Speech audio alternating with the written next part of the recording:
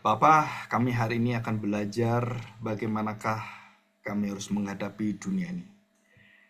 Dan melalui firman-Mu, melalui langsung pengajaran-Mu, Tuhan Yesus, kami sungguh mendapatkan satu kekuatan dan hikmat.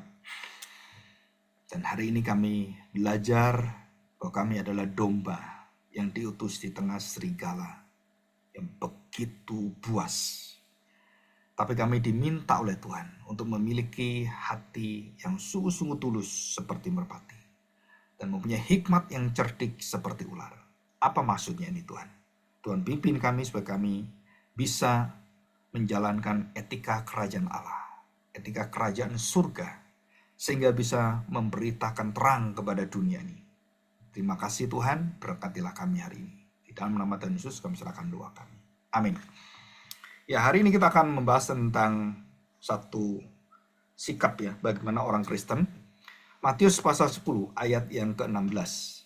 Bagaimana kita akan menghadapi problema pergumulan berat di masa mendatang termasuk penganiayaan.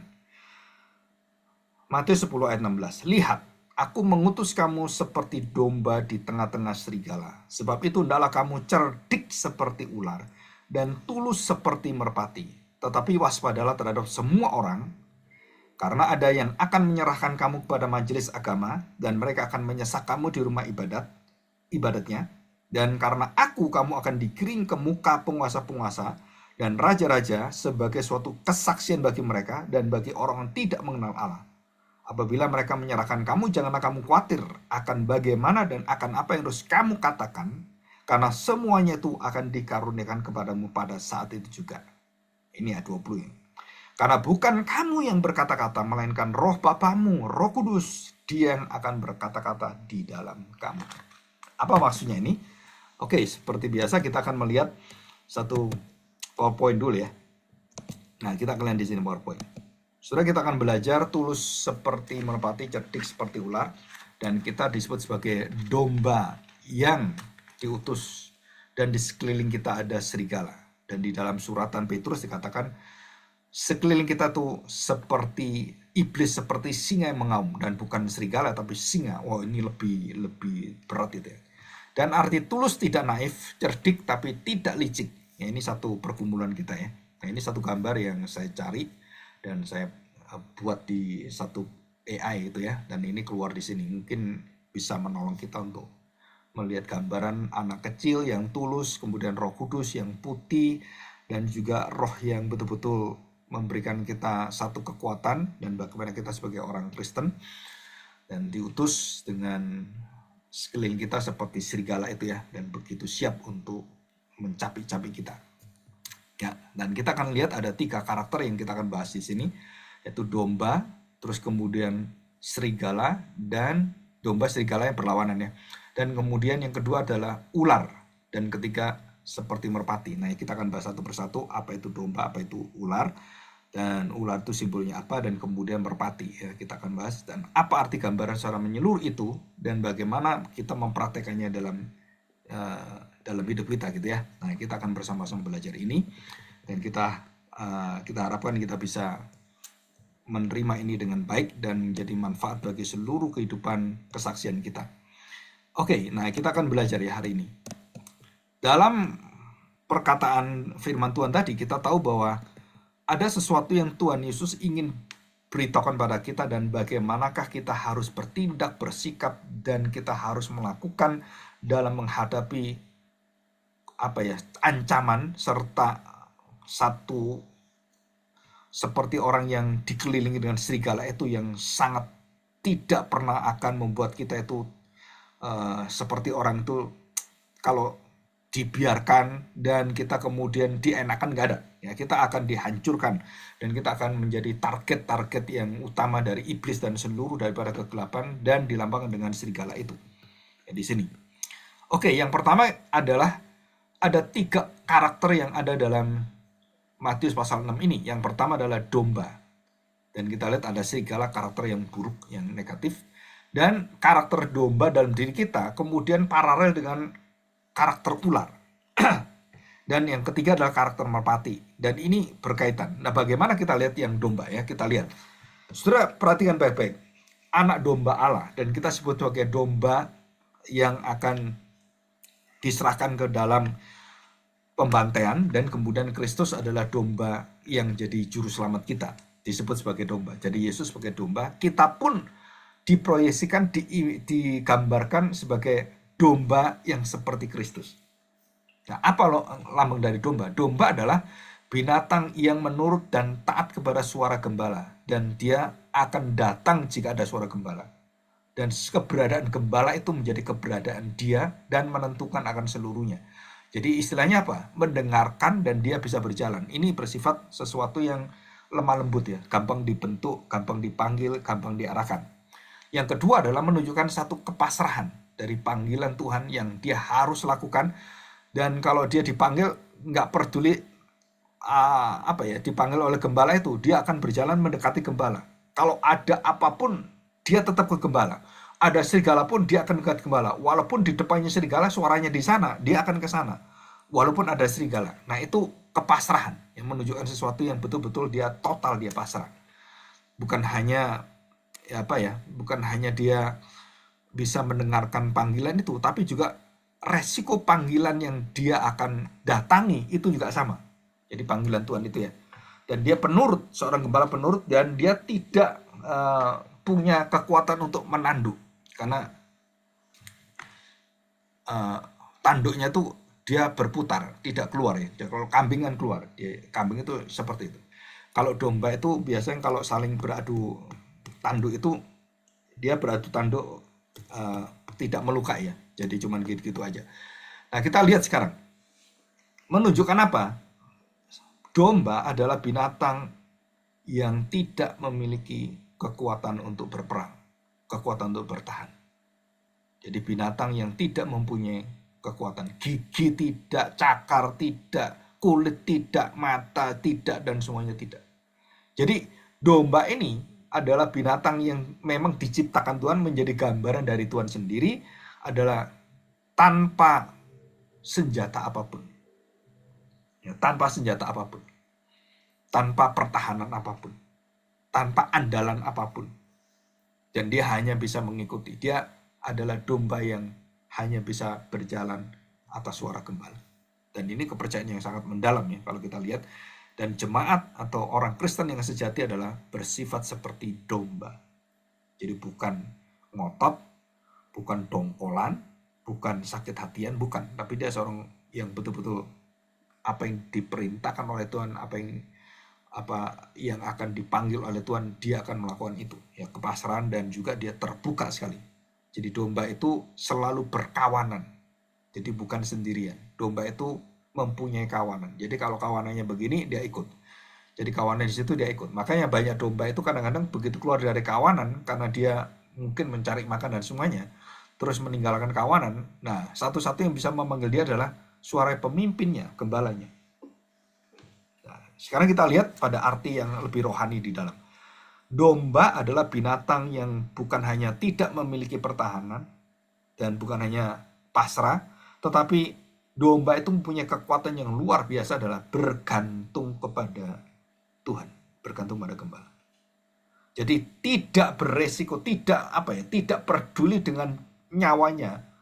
Domba itu bergantung pada Tuhan. Jadi kalau dia bergantung pada Tuhan, punya ancaman apapun, dia tetap bergantung pada Tuhan. Nah, itu jiwa orang Kristen. Domba tidak dapat mempertahankan diri, tidak dapat melindungi dirinya sendiri, namun dia percaya bergantung pada Tuhan dalam seluruh hidupnya. Jadi bukan pada dirinya. Nah, itu domba. Jadi orang Kristen adalah orang yang tidak memiliki satu kemampuan diri yang mencongkakkan diri, menyombongkan diri, nggak ada. Dan itu semua adalah dia mengandalkan Tuhan. Dan itu adalah domba. Jadi kita lihat di sini, dia dituntun oleh gembala, dia lindungi, disediakan kebutuhan makanan, semua itu berasal dari gembala. Jadi domba itu belajar berjalan bersama dengan gembala, menerima atas seluruh pemeliharaan Tuhan tanpa syarat. Nah, ini yang tertinggi adalah karakter dari domba itu apa? Ketergantungan seumur hidupnya, seluruh hidupnya kepada sang gembala. Mulai makan, keamanan, semuanya. Ya. Nah, kita lihat sini ya. Nah, kemudian kita lihat bahwa ada simbol ular. Ya, ini pernah saya bahas di dalam teologi ular. Saudara, simbol ular di sini ada yang bukan negatif ya. Bukan simbol ular yang suka menelan orang, suka meliciki orang gitu kan, suka juga membius orang, bukan hanya nelan ya, tapi meracuni orang gitu. Nah, kata-katanya bisanya tuh seperti ular, kobra gitu kan. Nah, kalau dunia melihat ular itu lebih negatif, tapi firman Tuhan itu tidak semuanya negatif. Dalam konteks firman Tuhan. Nah, kita diingatkan tentang apa? Ada satu keistimewaan dari ular adalah kecerdikan ular. Jadi bukan berarti kita diajak untuk apa? Hidup jadi licik seperti ular, atau mungkin ular itu juga manipulatif, dan juga ular yang apa ya? Kalau kita lihat dia tuh kalau makan itu dihabisin semuanya. Jadi kalau ada korbannya, itu kalau dia makan itu ditelan semua habis. Nggak ada sisanya. Sampai tubuhnya tuh melarah sampai besar seperti itu. Jadi kita bukan mewarisi, bukan berarti firman ini menjelaskan tentang kelicikan, manipulatif, dan bagaimana serakahnya ular. Bahkan ular pun bisa makan ular gitu kan. Bukan, tetapi kita hanya melihat bagaimana kecerdikan atau bijaksana. Dan ular itu adalah binatang yang sangat waspada. Sangat waspada. Walaupun dia penuh dengan tipu daya. Ya, dia bisa cari jalan dan bisa ya ngakal-ngakalin gitu. Nah, itu ular itu ya, termasuk ular yang di Taman Eden. Nah, kecerdasan ular inilah yang menjadi sorotan dan juga yang diambil oleh Tuhan Yesus. Jadi cerdik, cerdas. Untuk apa? Menghadapi tantangan yang jiwa seperti serigala buas itu. Kamu bisa menangani itu dengan apa? Dengan kecerdikan, kecerdasan dari ular. Hikmat yang seperti ular. Ya, cerdik seperti ular. Di situ. Tapi jangan licik ya, jangan mengakali orang gitu. Nah, kewaspadaan yang betul-betul dibangun itu, cerdik bukan berarti harus menipu atau menyakiti orang lain. Bukan memberi akal-akalan. Ya, cerdik itu harus dijalankan dengan ketulusan. Seperti merpati. Nah, itu berkaitan. Dan tidak bisa terpisahkan ini ya. Antara ular dan merpati itu satu sifat yang blended dan itu menyatu, nggak bisa keluar. Dan ada di mana itu? Ada di dalam diri seorang domba. Nah, domba adalah dasar dari ular dan merpati. Itu domba. Bergantung kita pada Tuhan, membuat kita bisa cerdik dan membuat kita bisa tulus. Dari mana ini semua? Karena kita bergantung pada Tuhan. Jadi domba adalah karakter yang mayoritas, dan kemudian merpati dan ular ini adalah bagaimana kita bertindak bersikap kepada dunia. Dan sikap internal adalah domba dan eksternalnya adalah merpati dan ular. Nah, setelah itu lambangnya bagus sekali. Ya, kalau kita bisa gambar itu bagus ya. Tapi waktu saya coba di AI-nya nggak mampu. Saya nggak bisa ngerjakan ini. Coba ke sini, aduh, saya nggak punya waktu ya. Dan yang ada ya udah, yang bisa apa gitu kan.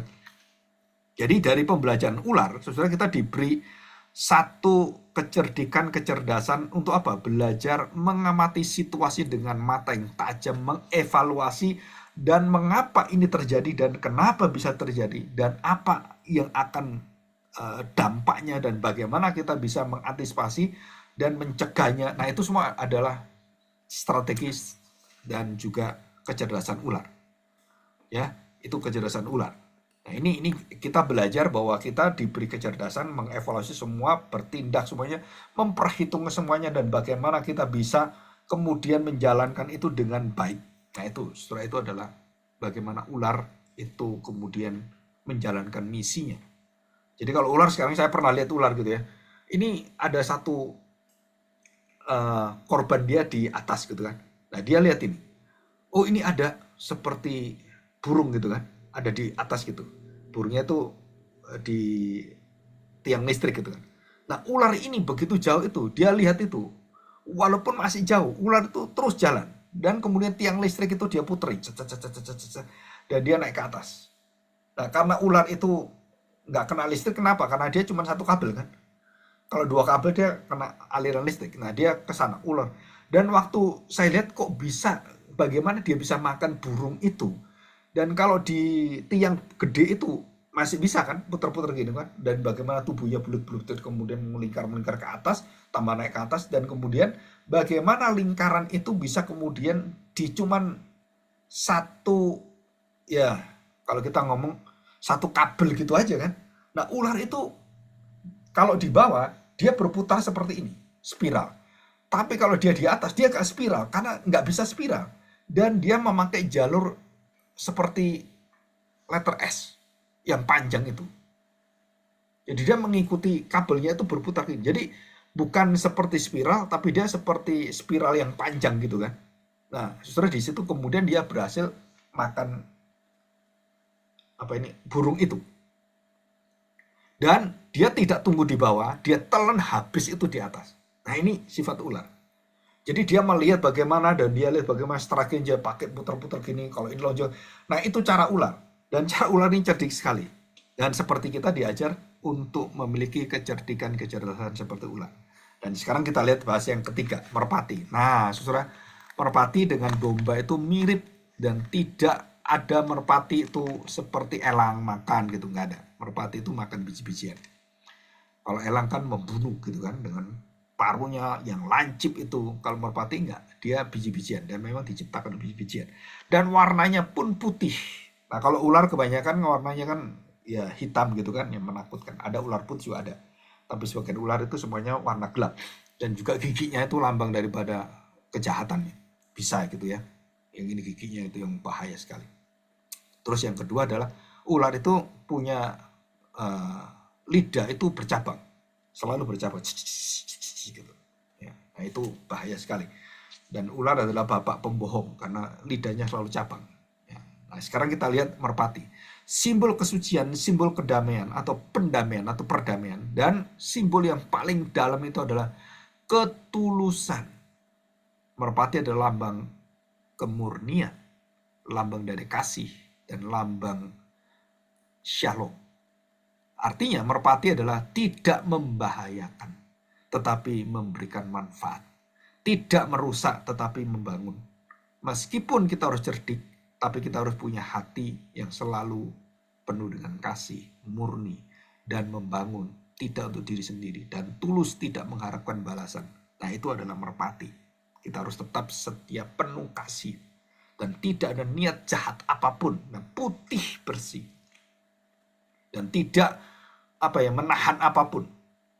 Jadi di sini ketulusan itu menunjukkan bahwa kasih yang murni itu membawa kita mendapatkan satu hidup yang penuh dengan kedamaian, shalom. Dan umat Kristiani harus menebarkan kasih dan kebaikan kemanapun dia ada. Dan tidak pernah mengharapkan apapun dari semua kebaikan dilakukan. Dan tidak menanam, oh ini saya bantu, kenapa kamu sekarang gini? Setelah itu tidak. Ya, seperti yang kita pelajari, melupakan masa lalu kita. Ya, di dalam hidup Paulus. Dan juga kita harus mengingat apa yang harus diingat. Ya, seperti Tuhan mengingat janjinya. Jadi hidup di dalam kedamaian, dari hidup dunia yang penuh dengan konflik, merpati itu menunjukkan dia adalah agen pendamai, agen yang tulus. Jadi orang-orang itu kalau ada di tengah-tengah pertengkaran, semua pertengkaran itu akhirnya bisa diselesaikan. Nah, merpati adalah pendamai. Jadi jiwanya harus pendamai. Jadi kalau ular itu cerdik kan, bagaimana dia melihat situasi, mengawasi. Nah, kalau merpati itu, dia tulus dan membawa sukacita dan tidak ada permusuhan, tidak terselesaikan. Nah, itu merpati. Tahun Yobel juga, tahun Roh Kudus juga tahun merpati ya. Jadi kita tahu bahwa Yubelium, kemudian turunnya Roh Kudus, semua lambangnya merpati. Tidak ada permusuhan, tidak ada dosa lagi yang akan bertahta, dan tidak ada dosa lagi yang bisa ada hidup terus dalam hidup kita. Dan itu merpati. Merpati itu tulus hati. Jadi tidak membuat orang tegang, tapi meredahkan ketegangan. Dan menginspirasi orang untuk apa? Untuk berjalan dengan hati yang damai dan bisa terbuka hatinya dengan satu hati yang sungguh-sungguh seperti merpati itu. Jadi kalau dia melakukan apapun itu, saudara, itu adalah dilakukan dengan hati yang tulus dan orang itu merasakannya dia penuh dengan satu sukacita luar biasa. Nah, merpati itu menunjukkan apa? Satu sifat yang akan menaklukkan kegelapan, menghadirkan terang kasih Tuhan di tengah kegelapan kejahatan manusia. Dan itu adalah merpati, Roh Kudus gitu ya. Dan dengan hati yang tulus dan niat yang murni, saudara, kita harus menjadi saksi akan kasih Kristus yang menerangi kegelapan dunia. Dan itu sifat daripada merpati. Nah, kita lihat sekarang. Apa arti gambaran ular dan merpati? Tulus seperti merpati. Merpati ada simbol ketulusan kedamaian yang kita sudah tahu. Karakter mencerminkan hati yang murni jujur tanpa kepura-puraan, tanpa kemunafikan, dan itu adalah merpati. Di dunia penuh dengan daya, kelicikan, terus kemudian kemunafikan, terus muka topeng, penjilat, dan banyak hal. Dan Tuhan memanggil kita sebagai orang yang tidak bermuka dua, tidak munafik, dan sungguh-sungguh tulus, dan tidak ada cabang dalam mulut kita. Di tempat kerja, saudara, rekan kerja berusaha untuk memanipulasi itu, kemudian mengajak kita begini. Saudara, merpati itu malah memberitahukan terang Tuhan. Jangan curang, jangan berjalan di dalam kegelapan, jangan memanipulasi, jangan membuat kepalsuan. Nah, itu merpati. Dan orang berarti merpati itu siapa? Yusuf berarti merpati. Terus kemudian kita lihat di dalam perjanjian lama banyak yang hatinya seperti merpati Yusuf itu kan, dan kemudian Daud hatinya tulus juga. Dan di sini kita lihat. Nah, di mana citra dan popularitas di dunia ini sangat diutamakan, ditinggikan, maka Anda dipanggil untuk menjadi diri sendiri. Tidak berpura-pura seperti lambang merpati itu.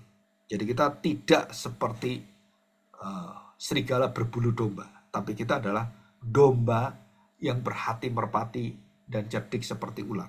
Itu ya, ketulusannya itu sangat dalam sekali. Oke, kita lihat kesaksian yang kuat tentang kasih Kristus, dan itu adalah hidup Kristus sendiri. Jadi gambaran domba, ular, kemudian merpati, itu gambaran daripada seluruh sifat-sifat Allah, dan itu terpenuhi di dalam diri Kristus Yesus.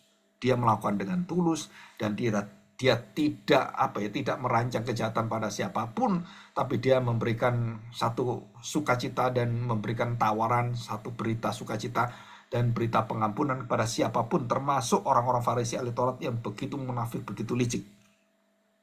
Dan ketulusannya itu betul-betul tidak terkalahkan, walaupun akhirnya manusia yang paling tulus akhirnya dibunuh oleh manusia yang paling bejat, yang paling licik, paling munafik.